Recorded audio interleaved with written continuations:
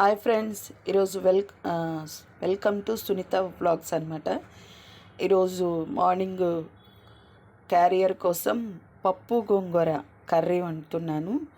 మొదటగా పప్పు కడుక్కొని దాంట్లో కుక్కర్లో వేసుకున్నాను అనమాట. కొంచెం ఉప్పు, పసుపు, కారం, ఉల్లిపాయ, పచ్చిమిర్చి వేసాను. అలాగే గోంగూర కూడా వేస్తున్నాను. ఇవన్నీ కలిపేసేసి మనం కుక్కర్ పెట్టేస్తే చక్కగా నీట్గా ఉడికిపోతుంది అనమాట. కొంచెం ఆయిల్ కూడా వేసుకోవాలి, త్వరగా మగ్గిపోతుంది.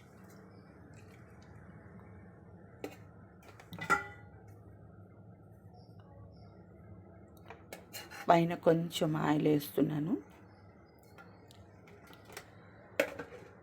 ఒక 2 రెప్పలు ఎల్లుల్లిపాయలు వేద్దాం. 4 రెబ్బలు ఎల్లుల్లిపాయలు కూడా వేస్తున్నాను. వేసేసి కుక్కర్ మేము మూత పెట్టేద్దాం. ఒక 4 విజిల్స్ వచ్చే వరకు కుక్కర్ మూత పెట్టేసేసి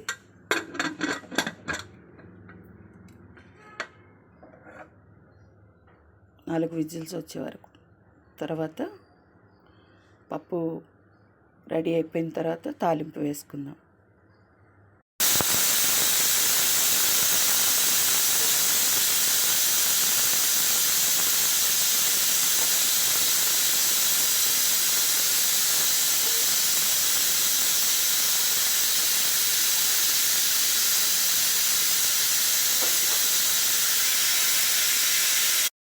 కుక్కర్ 4-5 విజిల్స్ వచ్చినాయండి. పప్పు బాగా ఉడికిపోయింది. ఇప్పుడు కుక్కర్ మూత ఓపెన్ చేస్తున్నాను.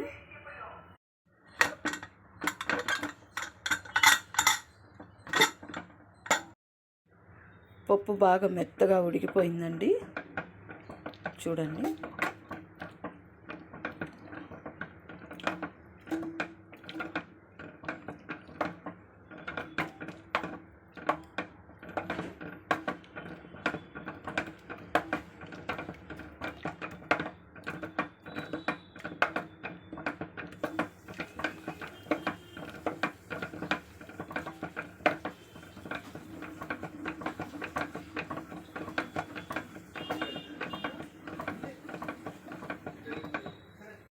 పప్పు తాలింపు వేద్దామని అన్ని తాలింపుకి సిద్ధపరిచాను.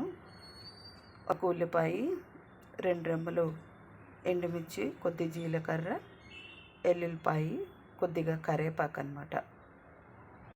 తాలింపు కొరకు స్టవ్ వెలిగించుకొని చిన్న కళాయి పెట్టాను. తర్వాత కొంచెం సిమ్లో పెట్టుకోండి. చిన్న కళాయి కాబట్టి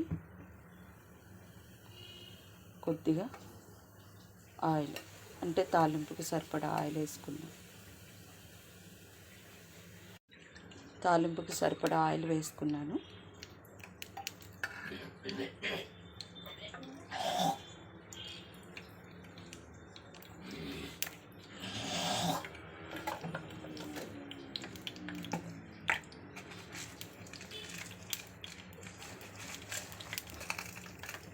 మొదటిగా కొంచెం తాలింపు గింజలు, చాలామంది వేసుకోరండి, కానీ పప్పు గోంగూరలో వేసుకుంటే చాలా బాగుంటుంది.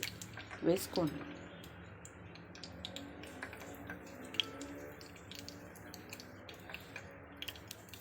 అలాగే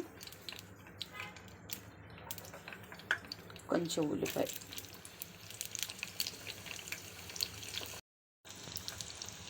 వెల్లుల్లిపాయలు వేసానండి. అలాగే జీలకర్ర, ఎండుమిర్చి కూడా వేసేసాను. చివరగా కొంచెం కరివేపాకు వేసాను అన్నమాట. కొంచెం సిమ్లో పెట్టుకుంటూ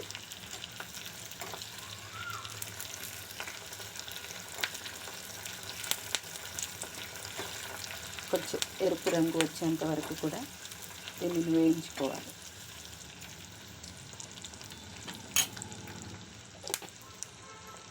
నేను పప్పు గోంగూరలో టమాటా కానీ చింతపండు కానీ వేయలేదండి. వేసుకుంటారు చాలామంది, ఎందుకంటే గోంగూర పులిపే కాబట్టి వేయలేదన్నమాట. నేను ఒక్కొక్కసారి పులుపు లేకపోతే గోంగూరని చూస్తే మనకు తెలుస్తుంది కాబట్టి, ముదిరాకు అనుకోండి చింతపండు వేసుకుంటే బాగుంటుంది. ఇది లేతాకు అనమాట, అందుకని నేను చింతపండు కానీ టమాటా కానీ వేయలేదు. కావలసిన వాళ్ళు వేసుకోవచ్చండి, బాగుంటుంది, చాలా టేస్టీగా ఉంటుంది.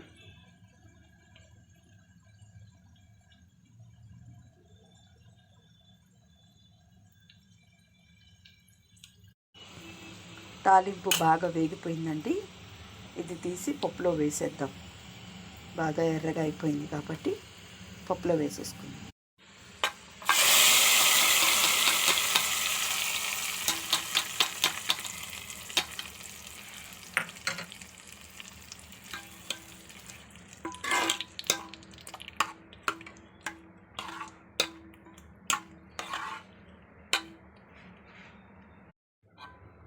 తాలింపు వేసేసానండి, అయిపోయింది కాబట్టి. పప్పు అయిపోయిందండి, పప్పు ఆకుకూర అయిపోయింది. గుమగుమలాడే టేస్టీ అయిన పప్పు గోంగూర తయారీ విధానం నేను మీకు చూపించానండి. మీరు ట్రై చేయండి.